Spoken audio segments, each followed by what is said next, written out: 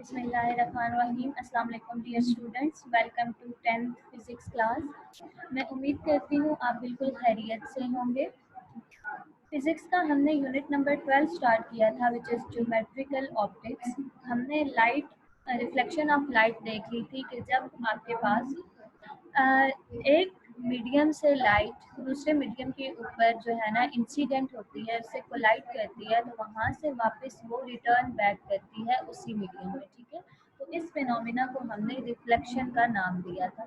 आज हमने topic number 12.2 को देखना है, विच इज स्फेरिकल मिरर्स। ठीक है, हम देखते हैं कि स्फेरिकल मिरर्स क्या होते हैं। A mirror whose polished reflecting surface is a part of hollow sphere of glass or plastic is called a spherical mirror। ठीक है, यानी आपके पास मिरर क्या होता है कि कोई भी ग्लास या प्लास्टिक का आपके पास एक स्फीयर होता है। ठीक है, स्फीयर की जो सरफेस होती है वो रिफ्लेक्टिंग होती है। ठीक है, यानी उसको पॉलिश कर दिया जाता है। जैसे अगर आप देखो कि एक मिरर होता है आपके पास, सिंपल जो मिरर होता है, ठीक है, उसका देखो उसके ऊपर जब आपके पास लाइट पड़ती है तो वो रिफ्लेक्ट करती है। क्यों? क्योंकि वो वेल पॉलिश्ड सरफेस होती है। तो जब भी आपकी लाइट जो है वो वेल पॉलिश्ड सरफेस के ऊपर पड़ती है तो वहाँ से वो रिफ्लेक्ट होती है। ठीक है, तो ये जो मिरर्स होते हैं ये भी आपके पास हाईली रिफ्लेक्टिंग सरफेस होती है क्योंकि इनको वेल पॉलिश किया जाता है। ठीक है, यहाँ पे हम देखते हैं in spherical mirror one of the two curved surface is coated with a thin layer of silver followed by a coating of red lead oxide paint. ठीक है, यानी उसको जो है ना पेंट किया जाता है, उसको वेल पॉलिश्ड बनाने के लिए उसको पेंट किया जाता है ताकि उसकी जो सरफेस है वो रिफ्लेक्टिंग सरफेस बन जाए। ठीक है, thus one side of the spherical mirror is opaque and the other side is a highly polished reflecting surface। अब अगर सिंपल मिरर को भी देखो ना तो उसको जिस साइड पे आप मतलब देख रहे होते हो, जिसमें आपको अपना जो है ना अक्स नजर आ रहा होता है, वो वाली जो साइड होती है उसकी वेल पॉलिश सरफेस होती है। ठीक है, और जो उसकी बैक साइड जो होती है वो ओपेक होती है। ठीक है, ओपेक क्या होती है? जो है ना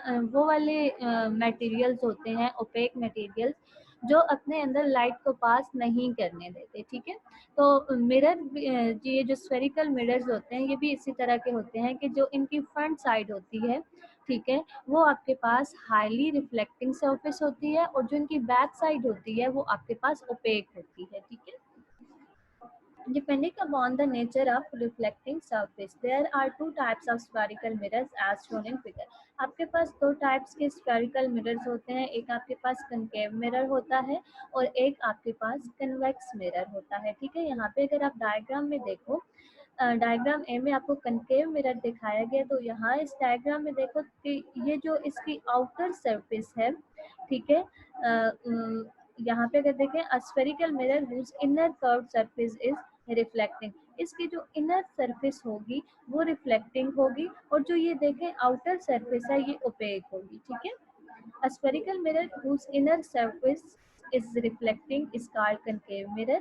In concave mirror the size of the image depend upon the position of object। अब यहाँ पे जो मतलब बनेगा, जो इमेज बनेगा उस वो डिपेंड करेगा कि ऑब्जेक्ट कितने डिस्टेंस पे पड़ा हुआ है। ठीक है, आगे हम जाके इसकी डायग्राम्स देखेंगे। ठीक है, इमेज फॉर्मेशन की डायग्राम्स डिफरेंट देखेंगे तो तब आपको मजीद क्लियर होगा कि ऑब्जेक्ट की हम कौन सी पोजीशन रखें तो कैसा जो है ना इमेज बनेगा, कनकेव मिरर यूज करें तो कैसा इमेज बनेगा, ठीक है, कन्वेक्स यूज करेंगे तो कैसा बनेगा। ठीक है, तो यहाँ पे आपने ये याद रखना है कि जो कनकेव मिरर होता है उसकी जो इनर सरफेस होती है, इनर जो कर्व सरफेस होती है वो आपके पास रिफ्लेक्टिंग होती है। ठीक है, नेक्स्ट आपके पास कन्वेक्स है तो ये उसके अपोजिट होता है। कनकेव मिरर की इनर जो सरफेस थी वो आपके पास रिफ्लेक्टिंग थी, यहाँ पे जो आउटर सरफेस है वो आपके पास रिफ्लेक्टिंग होगी। ठीक है, a spherical mirror whose outer curved surface is reflecting is called convex mirror। In convex mirror the size of image is always smaller than the object। अब देखो कनकेव मिरर में उन्होंने क्या कहा कि जो इमेज बनेगा वो डिपेंड करेगा कि आपका ऑब्जेक्ट मिरर से कितने डिस्टेंस पे पड़ा हुआ है। ठीक है, अगर करीब पड़ा हुआ तो इमेज जो है वो बड़ा बनेगा, दूर पड़ा हुआ तो इमेज छोटा बनेगा। लेकिन कन्वेक्स मिरर में क्या होता है कि हमेशा क्या होता है, इमेज जो होता है वो ऑब्जेक्ट से छोटा बनता है, ठीक है। अगर आपका फॉर एग्जांपल जो ऑब्जेक्ट है, ठीक है, तो अगर वो 5 सेंटीमीटर की लेंथ का है, ठीक है, तो जो इमेज उसका बनेगा वो हमेशा 5 सेंटीमीटर की लेंथ से कम बनेगा, ठीक है। Only visual and erect image is formed by a convex mirror. अब ऊपर उन्होंने क्या बताया, कनकेव मिरर में both visual and real image can be form, ठीक है, यानी उसमें हम रियल भी बना सकते हैं और विजुअल इमेज भी बना सकते हैं। लेकिन यहाँ पे कन्वेक्स मिरर में क्या होगा कि सिर्फ हम विर्चुअल इमेज बना सकेंगे और इरेक्ट यानी सीधा, यानी कनकेव मिरर को यूज करके हम विर्चुअल और जो है रियल इमेज दोनों बना सकते हैं, और कन्वेक्स मिरर को यूज करके हम ओनली जो है वो विर्चुअल इमेज बनाएंगे। अब हम देखते हैं कि पोल क्या होता है। अब यहाँ पे अगर आप इस डायग्राम में आओ, ठीक है, तो ये जो आपके पास यहाँ पे है कर्व सरफेस है, यहाँ से लेकर यहाँ तक इसकी लेंथ है ना, ठीक है, ये जो कर्व सरफेस है, इस कर्व सरफेस का हम मिड पॉइंट लेते हैं, इस मिड पॉइंट को हम पोल कहते हैं, ठीक है, पोल कहते हैं या फिर इसको वर्टेक्स कहते हैं, ठीक है। यानी ये जो आपकी रिफ्लेक्टिंग कर्व सरफेस होती है, इसकी ये वाली और इसकी ये वाली, ठीक है, इनका हम मिड पॉइंट लेंगे, मिड पॉइंट को हम पोल कहेंगे या फिर इसको हम वर्टेक्स कहेंगे, ठीक है। नेक्स्ट हमारे पास हम देखते हैं सेंटर ऑफ कर्वेचर। अब सेंटर ऑफ कर्वेचर क्या होता है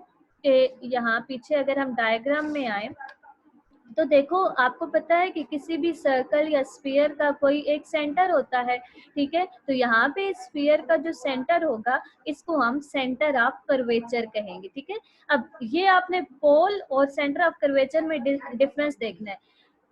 सेंटर ऑफ कर्वेचर क्या होगा, जो स्फीयर का सेंटर होगा, ठीक है, और पोल क्या होगा, जो इस रिफ्लेक्टिंग जो सरफेस है, ठीक है, उसका जो मिड पॉइंट होगा उसको हम पोल कहेंगे, ठीक है। नेक्स्ट है हमारे पास रेडियस ऑफ कर्वेचर। तो वैसे भी सर्कल का जो रेडियस होता है वो क्या होता है कि सेंटर से जो बाउंड्री तक का डिस्टेंस होता है उसको हम रेडियस कहते हैं। तो यहाँ पे भी क्या होगा कि इस सेंटर ऑफ कर्वेचर से लेकर बाउंड्री पे जहाँ जिस डायरेक्शन में हम कोई लाइन ड्रॉ करेंगे उसको हम क्या कहेंगे, रेडियस ऑफ कर्वेचर कहेंगे। नेक्स्ट है जी हमारे पास principle of axis. It is the line joining centre of curvature and pole of the spherical mirror. अब हमने पोल कहाँ पे देखा था, ये जो रिफ्लेक्टिंग सरफेस का मिड पॉइंट था ये पोल था, ठीक है, और जो स्फीयर का सेंटर था उसको हमने सेंटर ऑफ कर्वेचर कहा था। अब जो लाइन पोल और सेंटर ऑफ कर्वेचर को देखो ये ज्वाइन कर रही है, ये वाली लाइन इसको ज्वाइन कर रही है, ठीक है, तो इस लाइन को हम क्या कहेंगे, प्रिंसिपल ऑफ एक्सिस कहेंगे, ठीक है। नेक्स्ट है प्रिंसिपल ऑफ फोकस। अब देखो कि जब इसके लिए आप यहाँ इस डायग्राम पे आओ, ठीक है, यहाँ पे देखो इधर जो है ना कनकेव मिरर भी यूज हुआ है और कन्वेक्स मिरर भी यूज हुआ है। यहाँ पे पहले हम अगर कनकेव मिरर की बात करें, ठीक है, तो कनकेव मिरर में यहाँ पे देखो लाइट्स आ रही हैं, ठीक है, लाइट रेज आ रही हैं। यहाँ पे जब इसके साथ ये कोलाइड करेंगी वापस रिफ्लेक्ट होने के बाद यहाँ पे देखो ये एक पॉइंट के अंदर से पास कर रही है, ठीक है। ये पॉइंट कहाँ पे लाई करेगा, ये पॉइंट प्रिंसिपल ऑफ एक्सिस के ऊपर लाई करेगा। अब प्रिंसिपल ऑफ एक्सिस क्या था कि वो वाली लाइन थी जो पोल और सेंटर ऑफ कर्वेचर को ज्वाइन कर रही थी, ठीक है, और हमारा जो प्रिंसिपल फोकस होगा वो कहाँ पे लाई करेगा, प्रिंसिपल ऑफ एक्सिस पे लाई करेगा। अब यहाँ पे देखो इसको रीड हम कर लेते हैं। After reflection from a concave mirror, rays of light parallel to the principal axis converge to point F। यानी ये सारी रिफ्लेक्ट करने के बाद देखो एक पॉइंट पे मीट कर रही है ना, यानी एक पॉइंट पे कन्वर्ज कर रही है, और वो पॉइंट कहाँ पे लाई कर रहा है, प्रिंसिपल ऑफ एक्सिस पे लाई कर रहा है, तो इस पॉइंट को हम प्रिंसिपल फोकस कहेंगे, ठीक है। This point is called the principal focus of the mirror.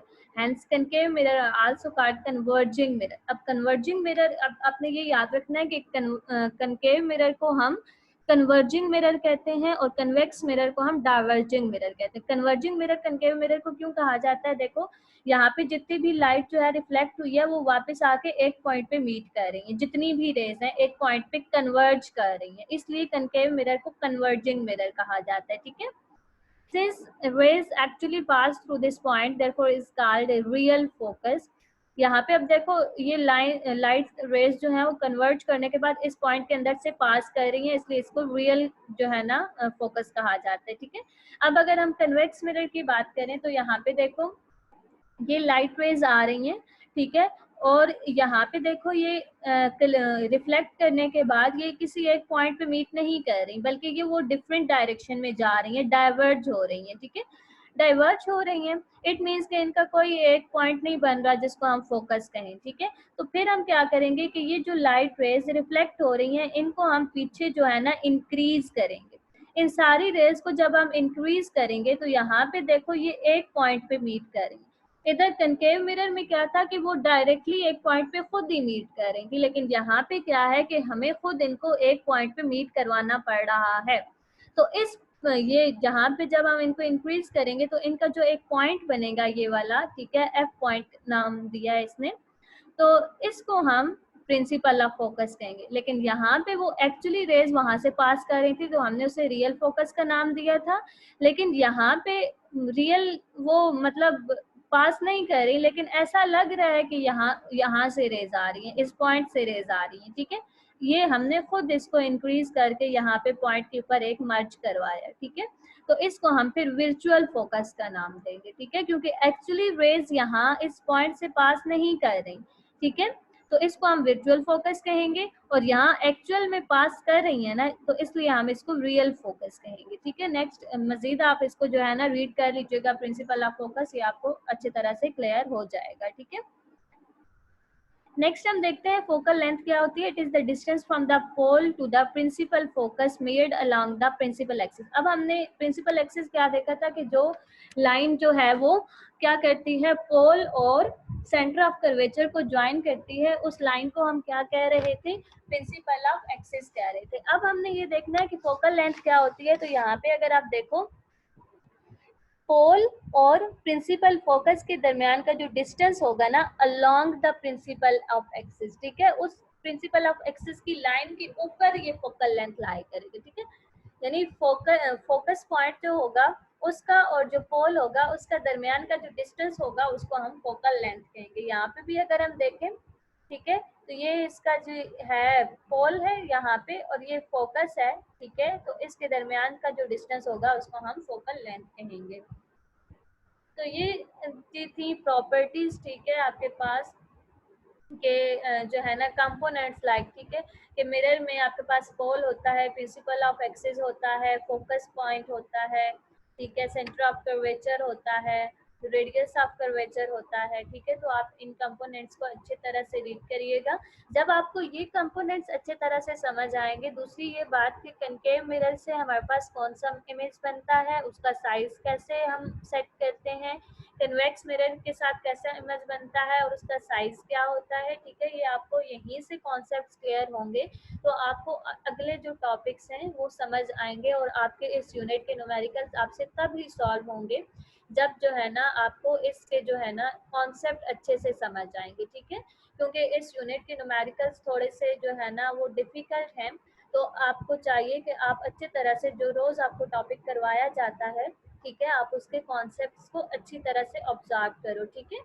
तो यहाँ पे आप जो है ना इसको अगेन से स्टडी करिएगा। मजीद अगर कोई प्रॉब्लम हुई, ठीक है, तो बता दीजिएगा, नेक्स्ट लेक्चर में हम उसको डिस्कस कर लेंगे।